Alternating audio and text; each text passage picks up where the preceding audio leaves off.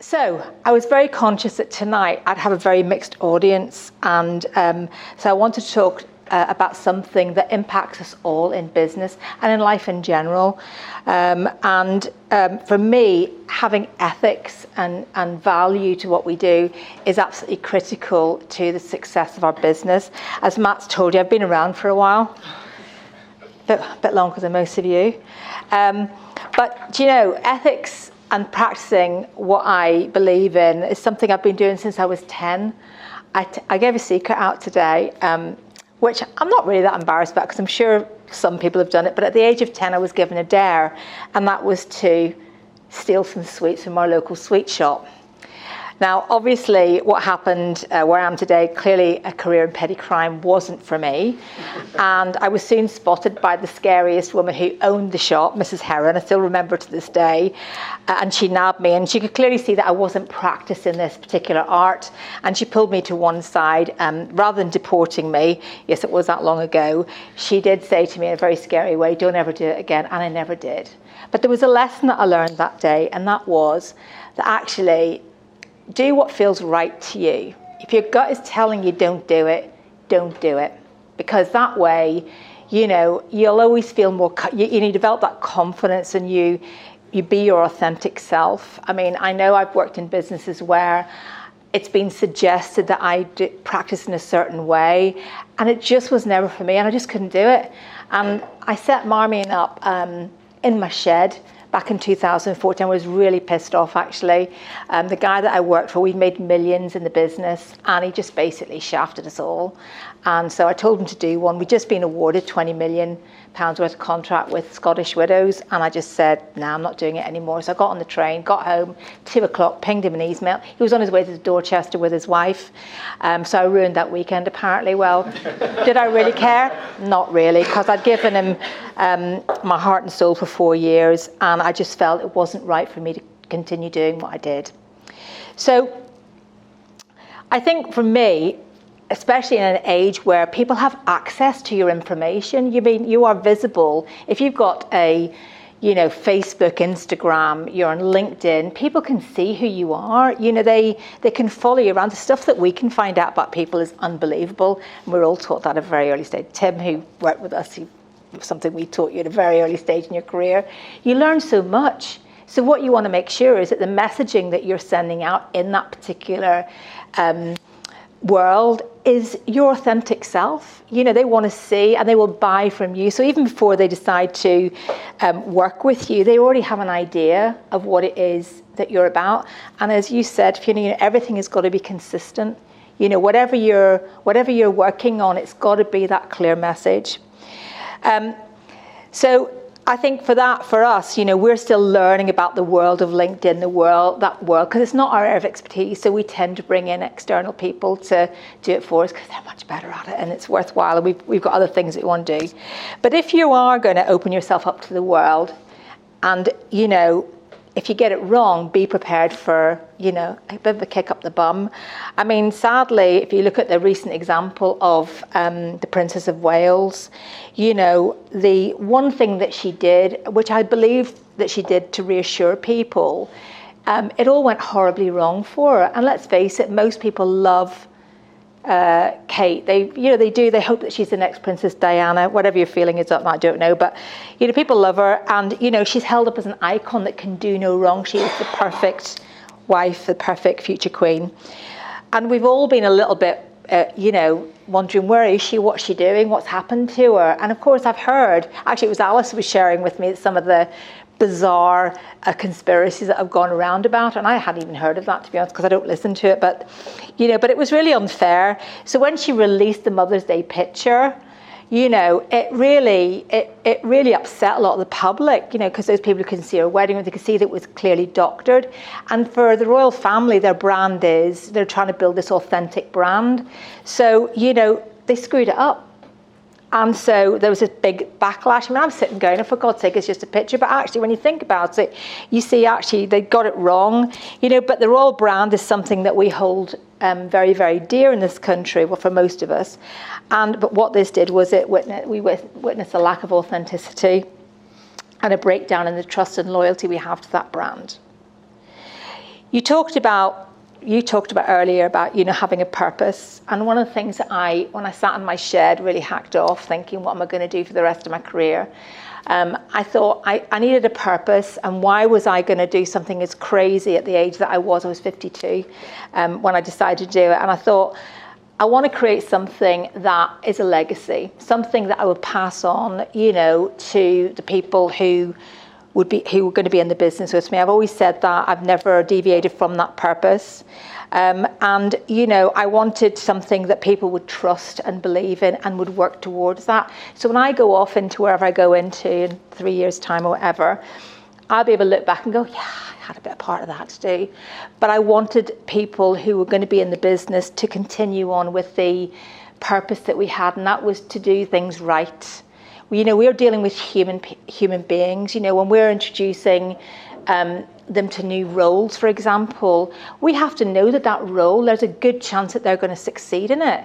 But also when we're asking clients to pay for what we do for a service, whether it's recruitment or whether it's finance or whatever it is, when you're asking a client to pay for something, you want to make sure that they've got value and that you're doing it with a high level of integrity. They trust that. And a good example, and I suppose, one of the things that I was very conscious of during COVID, this day 4 years ago, by the way, what time is it? Oh yeah, I was in casualty right now with COVID. My husband and my son had gone in the day before, and the ass fell out of our business. It completely just went, it was going like that, and it just went like that. It was the last thing I was thinking about. But as I started to get better, I was thinking, what am I going to do? I've worked 4 years on this business with my team. There's no way that I am going to let this go. And I could only hope that we'd done enough in terms of building the trust in the brand and what we did with the clients that had worked with us, that they would come back to us. And I'm standing here, so they must have done. And they did. And, that was something that I was really, really proud of and something I'm so grateful for. But, as a business leader and a business owner, it was important that not only did the team trust in the brand, but they also trusted in me to make sure that I would lead them in the right direction. And doing what we do is not that complicated. Being a leader shouldn't be that complicated. It actually should be, treat people the way you expect to be treated. That's what I was always taught. And so that's what I've always done. I've never deviated from that. That doesn't mean to say that I'm a saint, because there are some times, on the very rare occasions, I do want to kill, but not that often. I think twice in the last 8 years have I actually wanted to kill anybody, but I haven't, so that's why I'm still standing. But what it is, in terms of understanding our purpose and me having a very divine purpose and why our business exists, it's not just about making profit, it's about making something that is sustainable. When we hear sustainability, we think about the environment. Of course, that impacts. We want to make sure that what we do doesn't have a negative impact on that. But in terms of sustainability, whatever we do, we want it to last. We want it not to, we wouldn't dream of going to a business that we've placed somebody in and approaching their people that we placed 6 months later because, they've gone out of the guarantee period. We wouldn't dream of introducing somebody who we thought, that's just not going to last. We want them to stay there. We love seeing them be promoted, and one of the great things I'm very proud of with the people I work with is that, I'm really proud of them, but I'm always conscious of the responsibility I have towards them to make sure that everything I do, represents the brand, that I am not just doing it in the hours of 9 to 5, but they can see that I do that all the time, and, and people, align, and that's why they align themselves to the business. We talked about, we look at authenticity, everybody, this buzzword, be authentic, but it is true. Actually, it's okay to be you.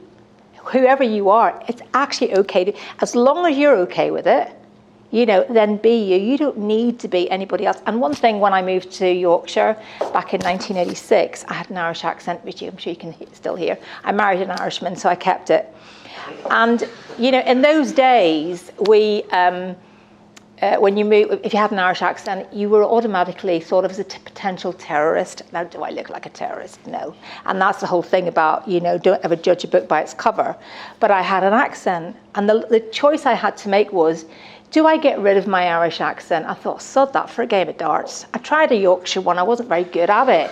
But every now and again, it'll come into my into my way of talking, but you know, I've got an Irish accent, and I decided that even in this tough market, even though people hated and were very nervous about the Northern Irish because they thought I might shoot them or blow them up, as I said, sometimes I feel like it, but I don't. You know, it was important to be me, and they would say, oh, I spoke to that Irish girl, can you put me through to her? And so they knew exactly who it was. So that's why I've never lost it, you know, and I believe that the more authentic you are, the more people that you want to engage with will want to engage with you. And, you know, if you look, let's look at some of the important things why being that, why having ethical behaviours in your organisation is important, just merely from the commercial point of view, is that you're going to retain, you're going to attract, and you're going to build your sustainable business. It's as simple as that. It's no harder than that. Okay, it is a bit harder. But, you know, if you have that and you just you wake up in the morning and you set out to do what's right, do you know, your team will continue doing that as well. And that's what makes it worthwhile going. So, fun facts for you, because I'm not going to drag on too long, but ethical workplaces that promote a positive work culture are more likely to have increased employee satisfaction, higher levels of productivity, and also higher levels of retention. We are in a privileged position where we meet a lot of businesses. We never work with a client unless we've been to their site. The reason for that is because we are very much focused on sustainable activity. So for us to be able to guarantee that as best we can, because we are dealing with people, is by going on site and meeting with them and talking to them about their business, where they've come from, where they are, where they want to go to. That's the message that we give to our candidates when they are talking to us about a job opportunity. And they come to us, we don't take your staff from you. We would never do that. We would invite people to come and apply for things, but we have a very different way of working. What that does, because of the way that the process that we follow, we have a 28-pointer process. That's why we have such high levels of retention. 94% of our candidates stay with our clients for a year and beyond. We're not allowed to reapproach them, and we don't, so we don't know how much further. But we see them on LinkedIn. Recently, we had the chairman of a business come into us. We'd been recruiting for him for 3.5 years. He'd never met us. Well, Sophie came in, she said, Janet Martin, he's in reception. I went, oh shit. Should or shouldn't I? Because, you know, I'm quite confident in certain things, but I never push myself onto somebody. And I thought, do you know something? Sort of, he spent a fortune with, I'm going to go out and introduce myself. So I went out and I said, oh, hello, whatever he was. And I said, you don't know me from Adam, but I just want to say thank you, because your business helped my business survive post-COVID, and I really appreciate it. I just want to take this opportunity to say thank you. He looked at me and thought, who's this mad woman? But actually, he ended up having an office next door to our office. So he became a bit of a friend of the business, didn't he? He used to come in and nick the chocolate. That was fine. We always have sweet stuff in our office, by the way, just in case anybody wants to visit. He became a really good friend of the business, and then he fell ill, and about 3 weeks ago he came into the business, and he said before he arrived, how many people have you placed with us? So we were able to give him stats, and what we were able to tell him was 93% of the people we introduced accepted the job with the business. In 3.5 years, 80% of the people were still there. 37% of those people had actually been promoted. Now, to us, there are metrics. That's the thing that, for me, is the most important figure. I'm not interested. If people walk into our office, we don't have charts on, oh, you've got to do so many calls. Is it 10 before 10 or whatever they call them? I hate all that sort of stuff. But what I like to see is that person still there? Are they still happy? Are they growing? Does that client keep coming back to us? That, for me, is value. That, to me, is sustainable. And that for us is underpinned by our ethical approach to what we do. The other thing is ethical businesses who practice ethical practices, whatever that is, ensure compliance with laws and regulation, and that reduces the risk of any legal issues and potential penalties. So when I started Marmion, I sat in my shed, just me on my own, we Todd, and I paid $4,000 to have ISO introduced into my process. Well, what the heck was that for? I was on my own, but I thought, everywhere I'd been, we had ISO, we had investors in people, we had all that. We just liked ticking boxes. And then I thought, sod that for a game of darts. So when I started employing people, I threw it out the way. I think I've still got some of the paperwork somewhere, but we don't do it. Because we just naturally do it. We are trained to follow a process that actually works, but it's not a process that can't be flexed according to the individual. So I don't need all that sort of stuff, but what we make sure is by doing that process and by having that ethical procedure, we avoid potential risks and any potential penalties. The other thing is, if you're growing a business, what investors like to see is they like to see an ethical framework. Because what they see in that is that you're less likely to cause them, you're less likely to have an issue with their funding. You manage your risk very well. You avoid scandals. That therefore avoids them having any negative impact on their brand. They're not associated with anything like that. And also it avoids, they see that then that their return on their investment is less likely to be compromised. So we see more and more of that where people are investing. And it's not just green businesses. Businesses, we're all about green, we're all about environmental, protecting our environment. But it's also about, if you are somebody who is committed to doing what's right, investors go, she's less risky. And more women are setting up business. I don't know if any women here that have got their own business. But I remember going to RBS, who I'd been to in 2008. I'd had some time off work to look after the kids, which I'd never done.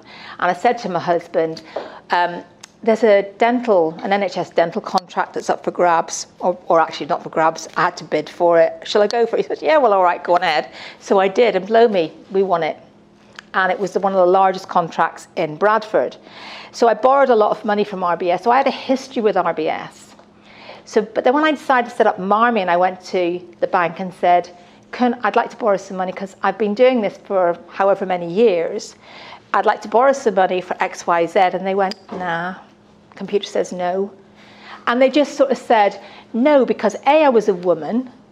They didn't say it quite like that, but I was a 52-year-old woman. It's a risky business. The recruitment industry is a high-risk business, and in permanent recruitment in particular, they like temps, they like temporary work, they like contracts, that sort of thing, but they don't like permanent work. And so they wrote me this letter and said, okay, you're all right, but no.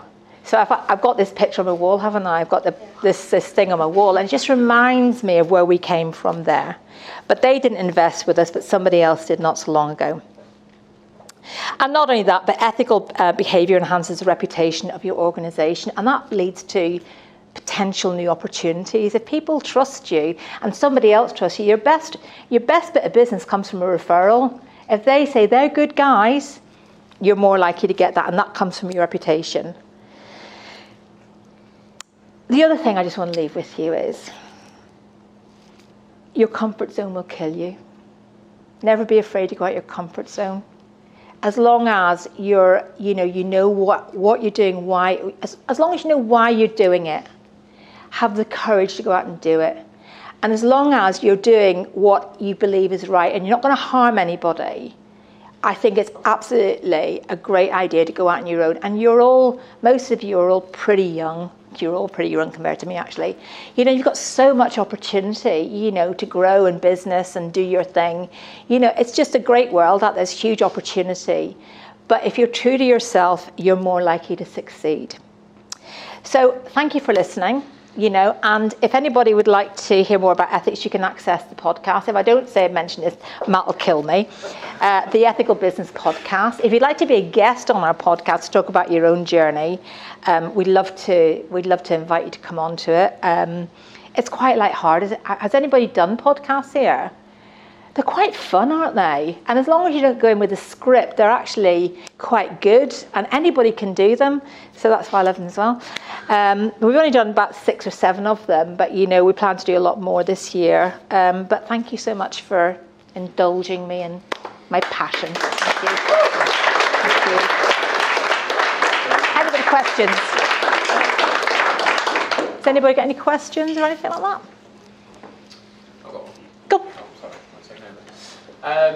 So, I did have one, I just looked at mine. No, I got it now. So yeah, a lot about your authenticity is founded upon or founded from your values as a person, who you are, what you care about, and then, you portray that, and that's your authentic self.